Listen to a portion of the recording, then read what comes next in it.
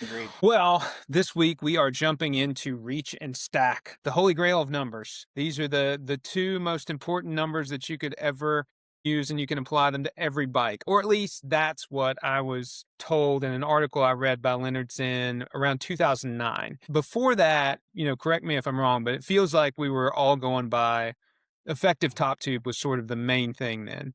We'd been through this whole argument of the sizing of bikes. If you look at the history of bike sizing, we had, you know, a size that could have been center to top of seat tube, or center to center of seat tube, or center to center of top tube. And then when we had sloping top tubes introduced, that number no longer had any relevance, even though before it didn't have as much as we thought. And then, finally we get reach and stack, which is like, okay, set of XY coordinates we can apply to every bike. And the article I read really was pitching it as this is all you need. You're good here. Take it from bike to bike. Drew, do you want to expand on that? Give me your take on the history of reach and stack and how important it is in sizing and fitting. Yeah, and I think just for clarification, stack and reach is the location of the bars. Well, stack and reach is the location of the head tube, the top of the head tube relative height wise, which would be your stack, and reach wise from your bottom. So there, I mean, I would say that Leonard's in, I mean, not, 2009 being a long time ago, but it's definitely a good metric. Off camera, Tom and I have talked at length about, okay, so we talk about seat tube angle. In the first episode, we talked about the new Factor bike and the new Ridley bike. And so those numbers are less. The thing is the front end static, but then what happens to the rear end, right? And Yeah. then with professionals, what we're looking at is, more of a forward position on a bike, which I would say is very challenging for an amateur cyclist.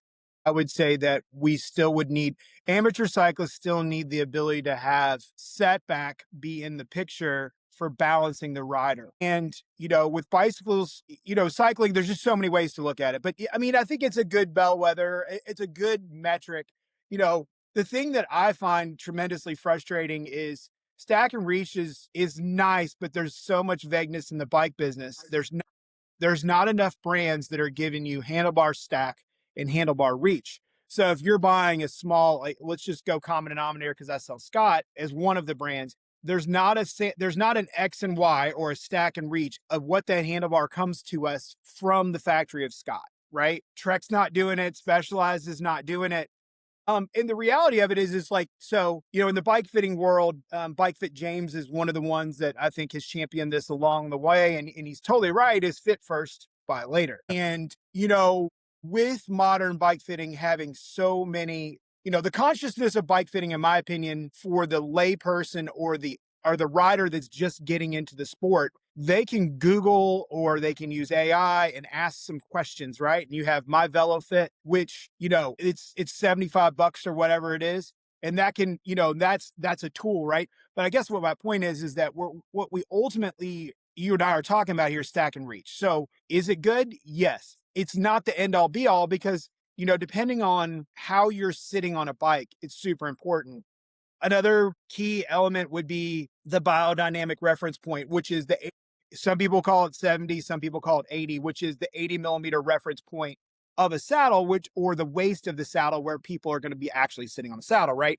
To measure from there to get like a position, and I Yeah. think that the challenge is that when you're looking at stack and reach numbers, you're doing this imaginary you're doing this imaginary without using bike CAD, right? You're like, okay, Yeah. so if the stack is, let's just call the stacks 400 for loose numbers. If the stack's 400 and the headset or the top tube cap or the headset cover is a centimeter, and then the max height for a carbon steer fork is 40. Okay, well, okay, but if that's at a 73 or is that a 73 and a half head tube angle, so it's coming back at you, and it's like people talk about, oh well, the stack and reach on gravel bikes is not as long as it looks, but it is in a lot of ways.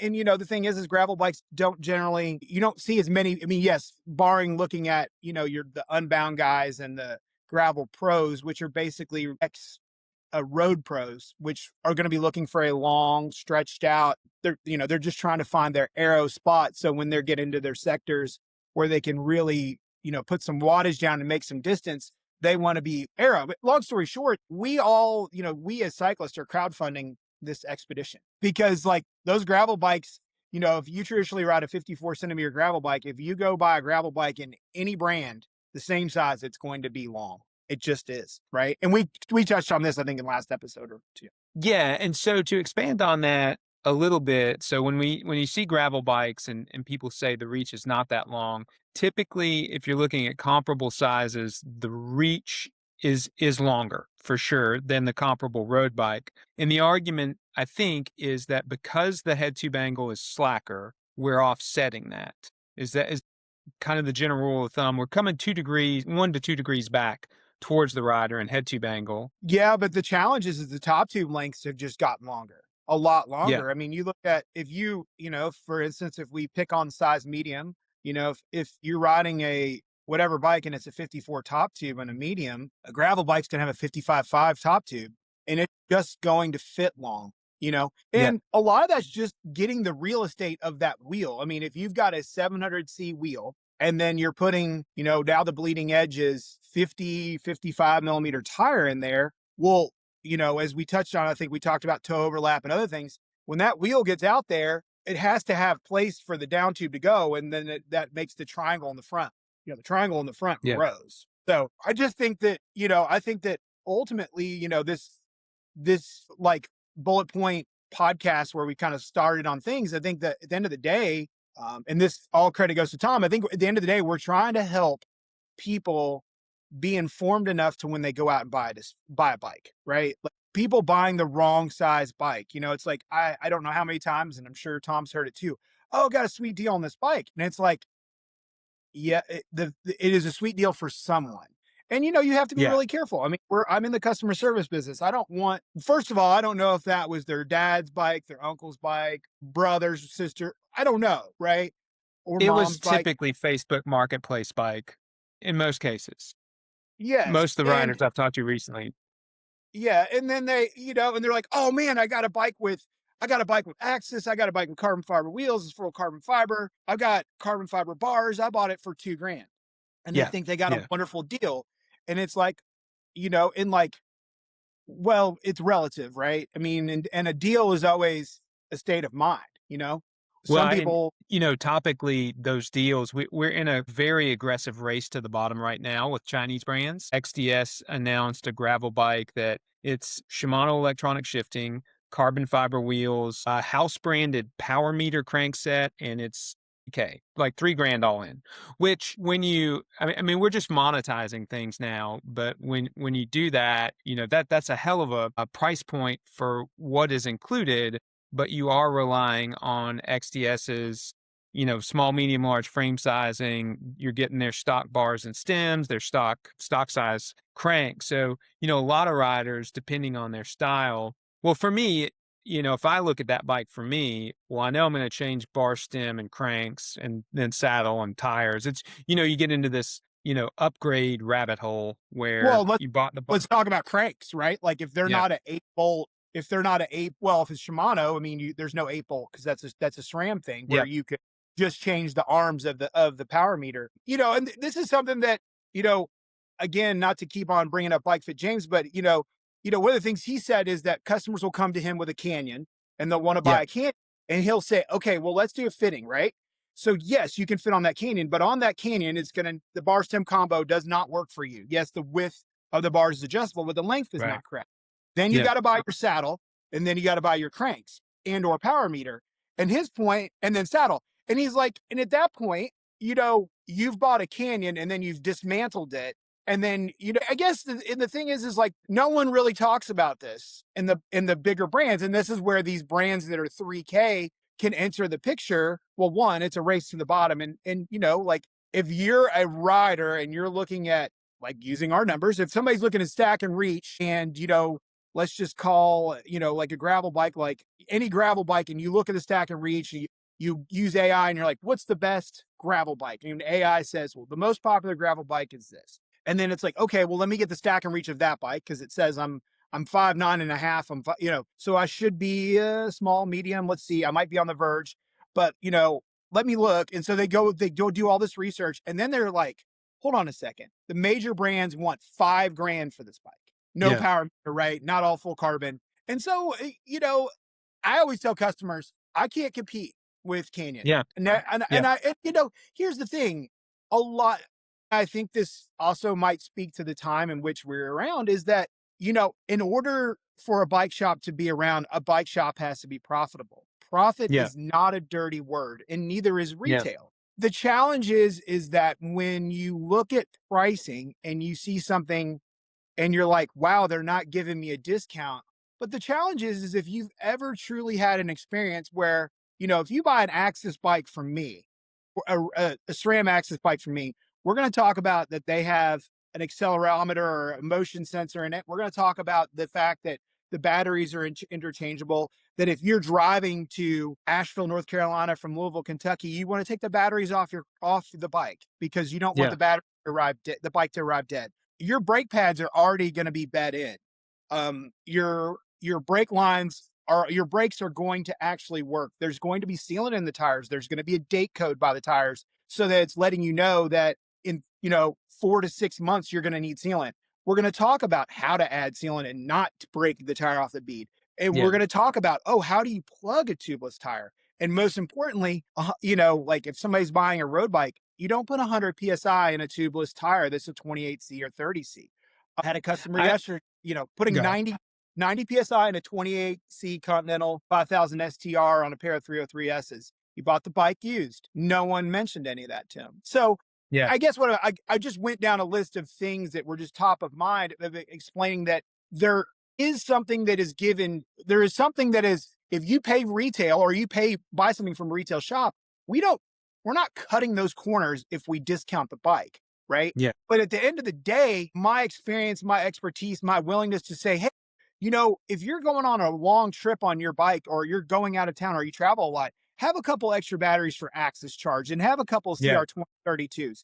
Because who knows if your shifter bumps something in the back of your car or something happens to it or a kid plays with it and you arrive at your ride and then Yeah. your shifters are dead. I mean, and you're a parent and this is like something you've trained for all year. Oh, It's yeah. like, Yeah. and we tell people, you need a derailleur hanger, which is not necessarily as important in the UDH world, but not all derailleurs are UDH in the road world, at least, or getting there. And Shimano's still a derailleur based, derailleur hanger Yeah. based.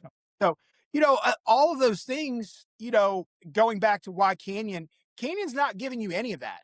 You get No. the bike shows up, you got the discount. Now it's up to you to crowdsource the customer service. And, I tell customers, I'm like, some customers are very well read. They do their research. They don't buy on emotion.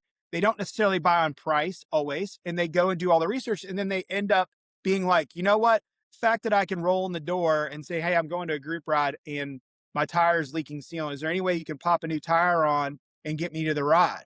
Yeah, we Yeah. got you. Yeah. You know what Yeah. I mean? Yeah. And that's something that, what's that worth? And being able to go in and see the new stuff. And I Yeah. think that, it's like, I mean, I'm old, I'm of the age where you used to go to a record store or a music store to buy music. And for kids that are younger, that's laughable. Like, why would you Yeah. do that? Oh, Like, yeah. Yeah. why would you ever do that?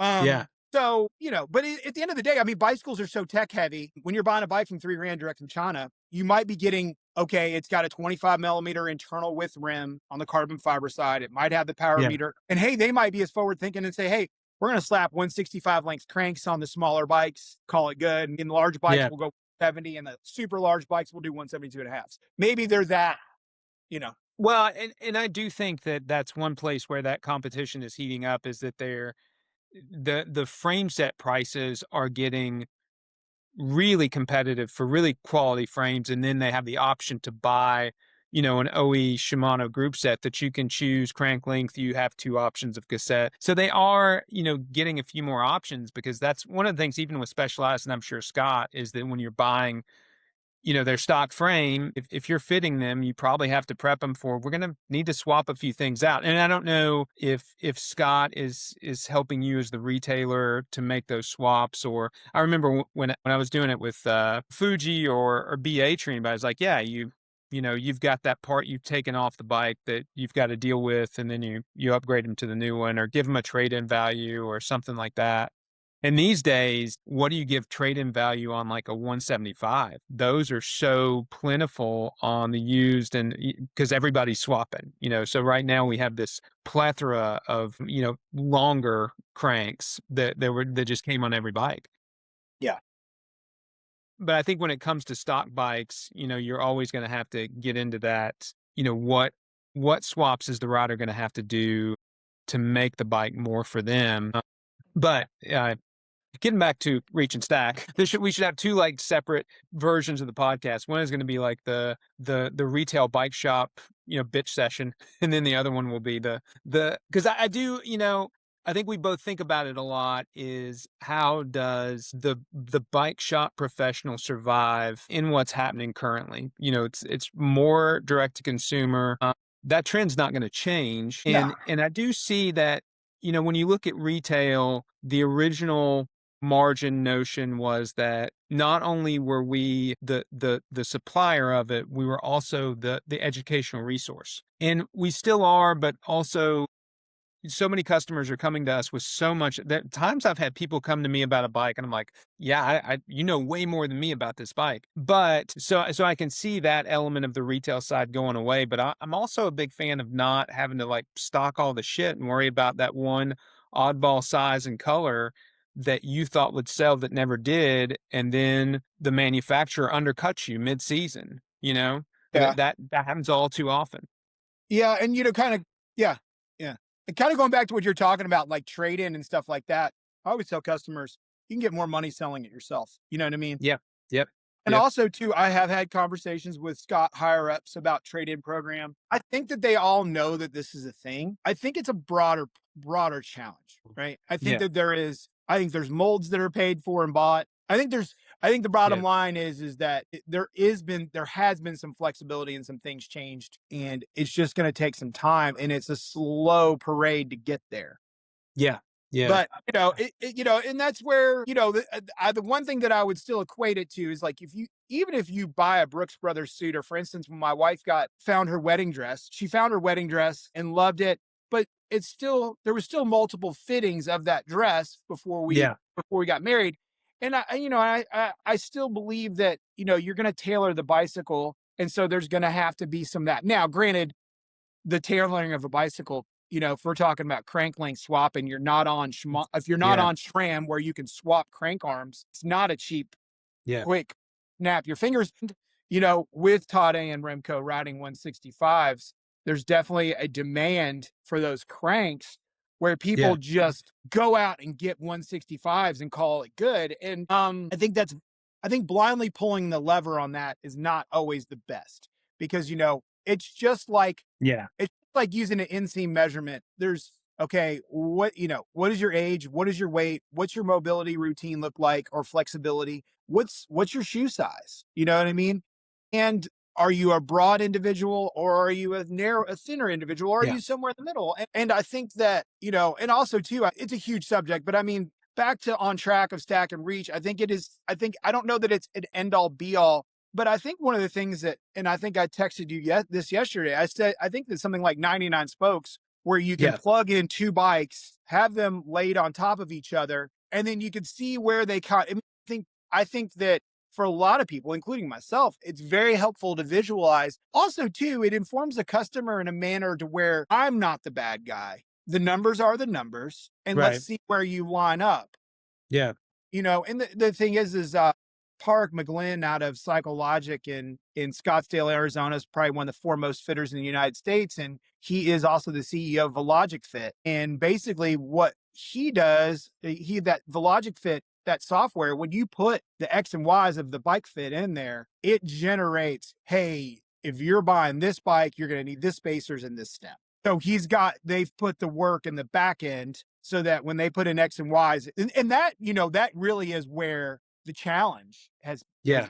is like all of the time of extrapolating out and guessing. It's like I was working on it with a customer on a custom bike last week, and it's like he's riding a bike from 15 years ago. He's riding mechanical shifters that are rim brake. So like he's now going to be going to modern electronic shifting, so the levers are longer. And the thing is like have to take in that into account because where the hands go is crazy important, and that's something that is an X and Y. Let's be Yeah, honest, yeah, yeah. right? Like, what is And the X? that's probably a more critical one is what happens at the bars and levers, and I think that, you know, we've come out of an era where the stock handlebars were always really wide for a whole, you know, range of people at a given height, and when I look at the people, especially the runners you know, transferred over to riding, they're typically narrow of shoulders, and a Oh, lot of them are still running the stock bike that they bought in 2008, and the bars had 44s, and you see these guys riding them and they're you know their wrists are completely folded in, and it's like my take is that the pros have a tendency to go in the right direction and just take it too far. Like narrower handlebars are probably better for most riders, especially those who started in the 2000s when, in my opinion, wider bars were stocked more wide than they should have been on comparable frames. But you know, nobody should be running 34s if you're a 6 foot tall male. There's a handling issue that really comes up there. And one hundred. I've seen reviewers kind of dog aero bikes for crosswinds and say they're really bad in crosswinds. Like that frame isn't. It's that you're running 60 mil rims and you've got a 34 mil bar on there. I tried 38s once briefly, and the first crosswind, I was like, no way. This changes the handling so much because you're just, you know, you're getting closer to basically using a rudder to steer. And I think that's one of the things people don't think about and hasn't been talked enough about as a safety issue in the peloton is that in general all of the riders have less control than they used to because of this trend towards narrow bars. I mean, narrow bars is part of the issue, but the biggest part of the issue is what we touched on the first Yeah, episode. It's a it's a faster forward combination. position, tons of Yeah, weight on the front wheel, and with narrower bars, you have guys squeezing through gaps that they never could have yeah, squeezed through. yeah, Speaking to your 44 centimeter bar situation.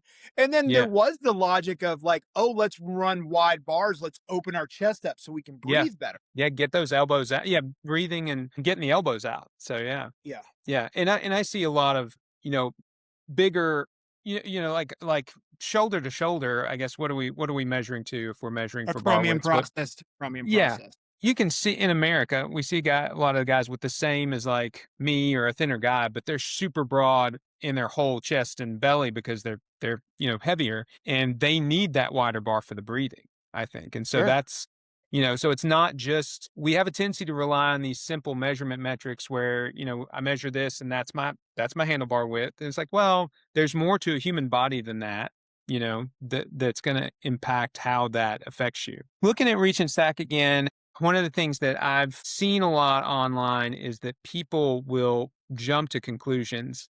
So, and stack is one that really interests me because when you see a bike with, say, a centimeter taller in stack, which that has a definite impact, but especially in a lot of the racing forms, that scene is like, oh, that's too tall. That's, you know, how are we going to get the stack low enough? It's like, are you not running any spacers whatsoever? Like, it seems like I think almost all road bikes, racing or otherwise, could benefit from a taller stack because so few people, even pros, need that super slammed, super aggressive front end. What are your thoughts on like if you're looking at say rider A is going from one bike to another and there's a 1 centimeter change in the stack height. So let's look at Mhm. it from both perspectives. It's taller, it's lower. You know, what are your thoughts on that as a fitter? Uh, I mean, very rarely do you have to go lower in a fitting. Very Yeah. rarely.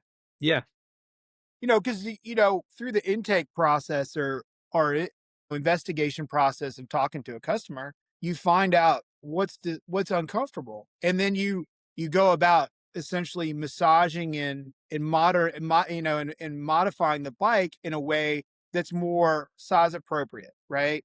People are like, oh, you put me on those small bars, and it's like, well, are they small or are they size appropriate, right? Yeah, if you're a 5'2" lady and you're riding 40 centimeter bars or Yeah. 38 times, you get on a pair of 34s for them, the whole world changes because the dysfunction that was happening in their traps and their Yeah. arm and how they're just being forced into this area that just doesn't make any sense. It's huge. And I mean, I think one of the things that really is, the elephant in the room is like pros have zero to do with us. Zero. Yeah. I mean, what Remco can hold and what Tade and Paul Sexas and even Wow, any of those guys can hold. It's really irrelevant. And the thing of that, I think the thing that is very important to understand is looking in the mirror and saying, okay, I work X amount of hours.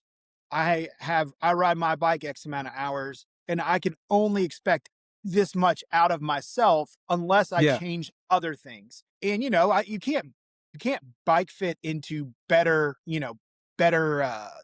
I mean, you could definitely get speed out of a bike fit for sure, but it's not going to help you train more. It's not you haven't trained more. But I would say for most people, there's this, I had a customer on one of the first fittings I did when I went through my certification with Serrata, and Serrata was like, you need to submit 10 of your fittings and then we judge them. And then, if they're all 10 passed, then, we'll give you your certification. And the interview process, the guy was like, oh, I just thought that, and this guy is 6'1" at the time, super thin, really athletic. He said, oh, I just thought cycling was supposed to be painful, kind of like running. And it's like, Yeah. well, no, no, it shouldn't be. Yeah. So, I think more than anything, it's just like, I think that, to go back to the on track with the question, a centimeter taller is going to be great. And also, I think it's like anything that I was taught by, somebody like Matt Bracken or even Aaron Barczyk when I was talking to him from Mosaic about a custom bike. He's like, well, whoa, hold on a minute. I was talking to him about bottom bracket drop. He's like, well, when you change bottom bracket drop, you're going to you can change chainstay lengths because if you go lower, the chainstay has to go down there. Now, that doesn't Yeah. mean now, if you do the constraints of the wheelbase. We're talking about custom bikes here, right? Yeah. Which, but at any rate, like if it has a centimeter taller stack, but what if, for instance, one of my bikes is a Bridge Surveyor, has a bottom bracket drop of 78, you know what I mean? Where a lot of gravel bikes will have Road bike or 70. gravel bike? Yeah. It's a gravel bike. The Bridge Surveyor Okay. is kind of like their all road. It can handle, they call it 28 to 40. It's a tube to tube construction Okay. bike made in Canada. Okay. But yeah, they can. The thing is like, with their bikes, their bottom bracket drop is so low. Okay, but so I guess what I'm getting at is if you gain 6 millimeters lower, if you're, Yeah. or let's just round numbers, if you're 5 millimeters lower than the bike, and that bike has a centimeter taller stack, well, and effectively, comparatively to another bike, it has 15 millimeters more, or a centimeter and a half Yeah. tall Yeah. stack. So I think that's where getting fixated on one part of the geometry is not great, and that's where X and Y's is good, right? Because Yeah. it's it's referencing bottom bracket, which is it's referencing everything is off of the bottom bracket, so that takes out or that takes into account BB drop, if that makes some Yeah. level of sense, Yeah. you know. So Yeah. And so and that does make it a really good uh really good set of guide points going from bike to bike, but it's probably it's kind of like the way I viewed things like Wikipedia and even AI when I talked to students back in the day or my daughter now is like these are good starting points. They're terrible places to end. So if you start with reach and stack, is like this is a good place to start and kind of get a general idea. You just shouldn't end there and say, okay, done. I'm within whatever 3 millimeters, 5 millimeters, because some other things can change that overall fit. And of course, the style of bike is going to change too. But I think generally stack, I'm just astonished it hasn't been taller already. I think we're on the cusp of maybe a stack height revolution because there's been so much talk and study of, the Remco style of breakaway where we're effectively closing the body's windsock, getting the hands closer to the shoulders and chin so that you close this area up for more aero. Not a super comfortable fit, but that it's going to sell some bikes because that's what people are going to gravitate towards. So, and ultimately, it'll be a better thing because it'll be easier to fit common people on more bikes because the stacks have been so low. I remember selling Jameis in the late 2000s, in 2012. Jameis on all their bikes, they would send stock 60 mil of spacers under the fork or under the stem. And nice. it was really helpful in selling bikes to people. It looked awful and people complained about it, but it's like, shit, man, like this is what most people need. because that, stacks are just consistently too low for so many people. And then looking at reach, I think reach is typically too long. And part of it is people buying the wrong bike. But even walking around Dublin this morning and watching people, and who knows, they bought it secondhand or whatever, but so many people are like, knuckles hanging over the bar riding because that's the most comfortable spot. When from a bike riding perspective on a bike with drop bars, that's not good. That's not safe. That's not, it's not good for handling. But I see so many people riding that way because the bikes are just so long, especially when we get to smaller bikes for shorter riders. Reach is way long. So hopefully, I don't know, hopefully we'll get there with more choice and changes in the industries. Yeah, no, I agree. It's fascinating that it hadn't got there quicker. Yeah. So Uh, I was going to run a few just kind of ballpark scenarios by you we talked about earlier, but you know, if all things are equal on the bike, and we're going to go ahead and assume componentry and everything else, that's a big assumption. But mhm. if I'm going road bike to road bike and I have, let's say, less than 5 millimeters change in reach, stacks the same, how much of an impact is that in overall fit? It really is relative to what's your fit window. You know what I mean? Okay. How flexible are you? I mean, where was that fit? Was that fit a conservative fit where you have, like you can handle that? I Yeah. mean, I think 5 millimeters, and I would also think that, it's the whole like, well, you're taller in the morning than you are at night, that Yeah. kind of ref. Um, and yeah, I mean, I don't think it's an end all be all, but it really depends a lot on what the fit of the bike is. I think one thing that I just thought about when you were talking about stack and reach, I think one of the challenges is that if people have a bike fit done, and say they have a bike fit done, and the bike that they come in with has a 110 millimeter stem, and where Yeah. we end up is 80, right? Yeah. And why we end up at 80 is because they're on E1 shifters, which are really long in the hoods, right? Yeah. Which makes for fantastic braking performance, but makes really poor interaction for people that don't have meat hooks for hands. Yeah. So the challenge is if you're looking at that stack and reach, and you're like, okay, I want to get my next bike. Well, the reach needs to be less because 80 is not ideal. You know what I mean? Yeah. Like, there is an ideal stem length that bike manufacturers design a bike to ride around, and that's something to Is consider. I mean, it's just that, like you said, if nothing else changes, well, I agree. I get what you're saying. The challenge is like if it's already too long of a bike and you've shrunk everything down to try to right. get it in the wheelhouse. I mean, for customers, they'll tell me they're like, well, why don't you just put a zero offset post on there, slam the saddle forward, and then shorten the stem? It's like, yes, we could do that, but that's not.